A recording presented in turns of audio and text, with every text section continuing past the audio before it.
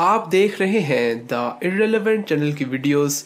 दोस्तों, जब इंटरनेशनल सफ़र की बात आती है तो ये अहमियत नहीं रखता कि आप कहाँ जा रहे हैं, बल्कि आप कहाँ से आ रहे हैं, इस बात पर ज़्यादा तरजीह दी जाती है।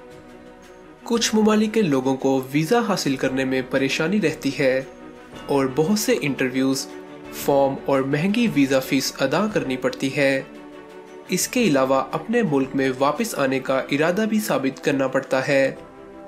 वहीं कुछ ममालिक के पासपोर्ट्स वीज़ा फ्री सफ़र करने की इजाज़त देते हैं। 2018 की रैंकिंग के मुताबिक जापान के लोग वीज़ा फ्री या वीज़ा अराइवल के तहत 190 ममालिक में सफ़र कर सकते हैं, यानी एक पासपोर्ट से तकरीबन सारी दुनिया का सफ़र किया जा सकता है।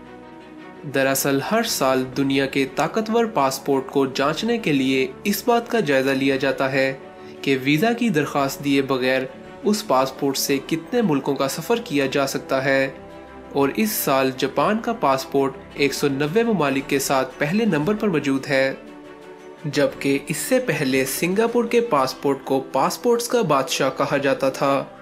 लेकिन 2018 में सिंगापुर सिर्फ एक मुल्क की कमी की वजह से दूसरे नंबर पर मौजूद है।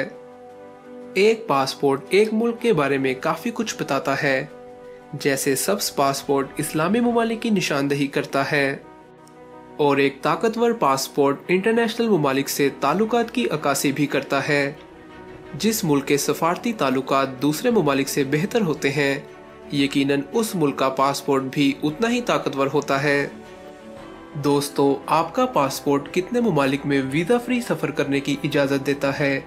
अपना जवाब कमेंट्स में ज़रूर लिखें, और वीडियो पसंद आई तो वीडियो को लाइक और चैनल को सब्सक्राइब करके बेल आइकन को ज़रूर दबाएं ताकि आप आने वाली मज़ीद वीडियोस भी देख सकें।